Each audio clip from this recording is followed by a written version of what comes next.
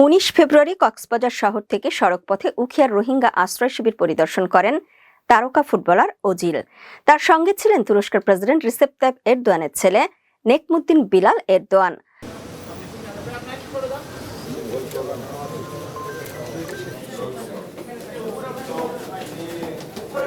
আশ্রয় শিবির পরিদর্শনের ফাঁকে তারা মধুরছড়া খেলার মাঠে আরাকান রোহিঙ্গা ফুটবল ফেডারেশন আয়োজিত রোহিঙ্গা খেলোয়াড়দের প্রীতি ফুটবল ম্যাচ দেখেন। খেলায় কিছু সময়ের জন্য অংশ নেন মেসুদ ওজিলও।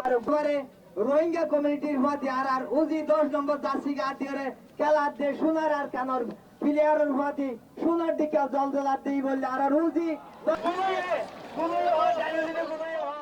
কক্সবাজারের রোহিঙ্গা শিবিরে ফুটবল খেললেন জার্মানির বিশ্বকাপ জয়ী দলের সাবেক তারকা ফুটবলার মেসুদ ওজিল। ওজিল মাঠে নামার সঙ্গে সঙ্গেই মাঠ ঘিরে বসা দর্শকরা আনন্দে ফেটে পড়েন। ওজিলও হাসি মুখে তাদের হাত নেড়ে অভিবাদন জানান। মাঠে নেমে বল নিয়ে সোজা গোল পোস্টের দিকে অগ্রসর হন এই তারকা footballer.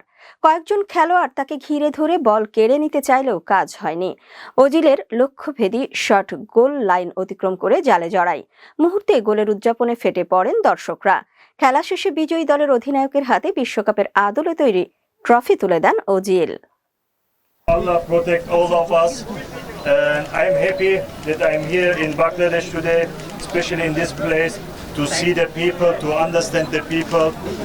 And as I said before, I wish both clubs all the best, and see you soon, inshallah.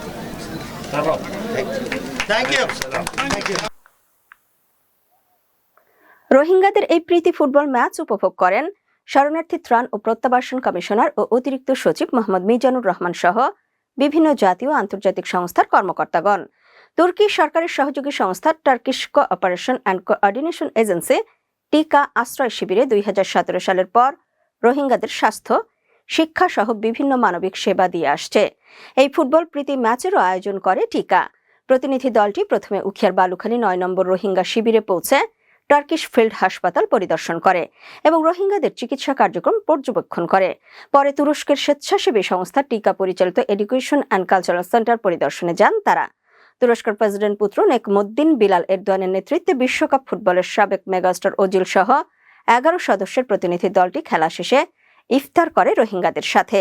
তুরস্কের প্রেসিডেন্ট পুত্র নেকমুদ্দিন বিলাল এরদোয়ান বলেন, We came here to Cox's Bazar to visit the Rohingya 8 years ago. This time around we would like to emphasize the educational needs of the Rohingya people because they lack access to basic education for more than 40 years now. And repatriation is obviously very crucial. We want people to be able to go back to their homes, which is their humanitarian right, very basic right. And international law mandates refugees to be able to go back to their homelands. But obviously for Rohingya people to have a future, inshallah, once they reach their homelands, they need to be educated, to know the language of the alphabet, the language of their country, to have a vocational ability to survive, to have a life, to have welfare. And recent years we see a reduction in the levels of support in general for Rohingya people, but specifically in the field of education, more needs to be done. That is why I hope we will today witness what is happening on the ground. Turkish Cooperation and Development Agency TICA has been supporting various efforts continuously since 2017. Turkish Diyanet Foundation has been supporting girls' education specifically in a very meaningful way. রোহিঙ্গারা যাতে নাগরিক অধিকার নিয়ে নিজ দেশে ফিরে যেতে পারে সেজন্য তুরস্ক সরকারের পক্ষ থেকে মানবিক প্রচেষ্টা অব্যাহত থাকবে। পাশাপাশি আন্তর্জাতিক সম্প্রদায়কেও রোহিঙ্গাদের পাশে থাকার আহ্বান জানান তিনি। শরণার্থী ত্রাণ ও প্রত্যাবাসন কমিশনার জানান, প্রথম দিন রমজানের প্রথম দিন তারা পরিবারের সদস্যদের সাথে ইফতার করে। তো তুর্কি প্রেসিডেন্ট, মহামান্য প্রেসিডেন্টের ছেলে জনাব বিলাল এরদোগান তিনি এসেছেন যে তুর্কি সরকারের তরফ থেকে যে তিনি রোহিঙ্গাদের সাথে প্রথম রমজানে ইফতার করবেন রোহিঙ্গাদের শেল্টারে বসে এইটি উনি তাদের সাথে যে একাত্মতা সেটি এবং তারা যে নির্যাতিত হয়ে আছেন, তারা যে তাদের দেশ থেকে বিতাড়িত হয়ে এখানে মানবেতর জীবন যাপন করেন, সেইখানে এসে তাদের সাথে এক ধরনের সহমর্মিতা প্রকাশ করছেন, সলিডারিটি প্রকাশ করছেন যে আমরা তোমাদেরকে ভুলিনি। তো একই সাথে উনি এই বার্তা সারা পৃথিবীর মানুষকেও দিতে চান, বিশেষ করে মুসলমানদেরকে দিতে চান, কারণ রমজান মাস সবাই দান করে, মানুষের জন্য, কল্যাণের জন্য দোয়া করে। তো উনি সারা পৃথিবীর মানুষ, বিশেষ করে মুসলমানদেরকে এই বার্তা দিতে চান যে প্রত্যেকেরই দায়িত্ব রয়েছে এরকম একটি নিগৃহীত, নিপীড়িত এবং স্বদেশ থেকে বিতাড়িত একটি জনগোষ্ঠীর পাশে দাঁড়ানো।